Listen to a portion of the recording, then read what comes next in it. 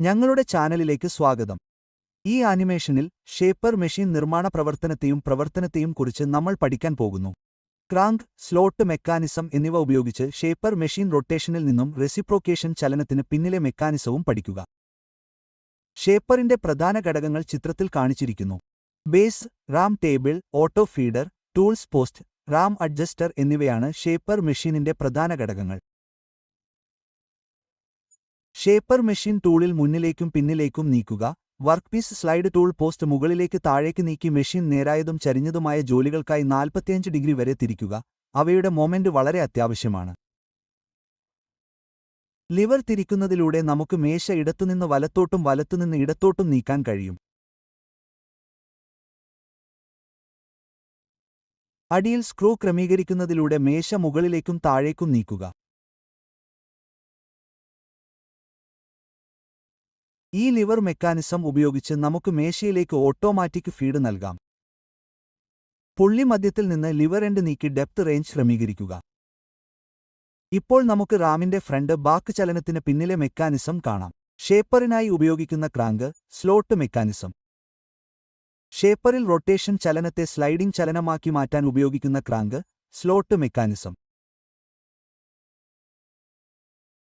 മെക്കാനിസത്തിന് ഉപയോഗിക്കുന്ന crank gear. Crank പിൻ പ്രവർത്തിപ്പിക്കുന്ന hold മെക്കാനിസത്തിനായുള്ള ഗിയറിന്റെ മധ്യഭാഗത്ത് കീ സ്ലോട്ട് സ്ഥാപിച്ചിരിക്കുന്നു. ക്രാങ്ക് പിൻ ഗിയറിന്റെ മധ്യത്തിൽ നിന്ന് ഒരു നിശ്ചിത ദൂരം സ്ഥാപിക്കുന്നു. ക്രാങ്ക് റൊട്ടേറ്റ് ലീഡ് മുതൽ ക്രാങ്ക് പിൻ വരെ റൊട്ടേറ്റ് ചെയ്യുക. അതോടൊപ്പം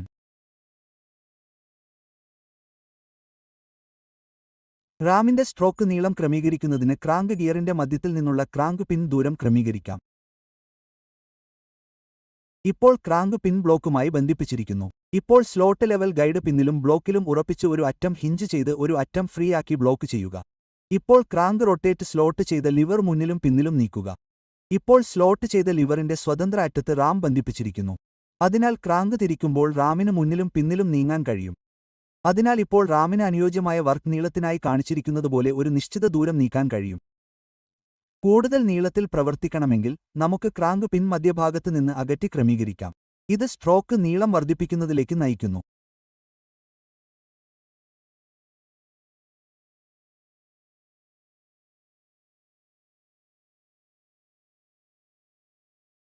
ഈ ഷേപ്പർ മെഷീൻ പ്രവർത്തനത്തിൽ തിരശ്ചീനമായോ ലംബ തലത്തിലേക്കോ വലതു കോണിൽ ഒഴികെയുള്ള ഏത് കോണിലും ഒരു കോണീയ കട്ട് നടത്തുന്നു. അനുയോജ്യമായ ഉപകരണങ്ങൾ ഉപയോഗിച്ച് ഒരു ഷേപ്പറിന് ജോലിസ്ഥലത്ത് സ്ലോട്ടുകളോ ഗ്രൂവുകളോ വളരെ സൗകര്യപ്രദമായി മെഷീൻ ചെയ്യാൻ കഴിയും. അല്ലെങ്കിൽ ഷാഫ്റ്റുകളിൽ ബാഹ്യ കീവേകൾ മുറിക്കാൻ കഴിയും. ഒരു വർക്ക്പീസിന്റെ അറ്റം മെഷീൻ ചെയ്യുമ്പോഴോ ഒരു ബ്ലോക്ക് ചതുരമാക്കുമ്പോഴോ ഒരു തോളിൽ മുറിക്കുമ്പോഴോ ലംബവും തിരശ്ചീനവുമായ ഒരു മെഷീനിംഗ് നടത്തുന്നു. കണ്ടതിന് നന്ദി. കൂടുതൽ സാങ്കേതിക വീഡിയോകൾക്കായി ദയവായി ലൈക്ക് ചെയ്യുക, പങ്കിടുക, സബ്സ്ക്രൈബ് ചെയ്യുക.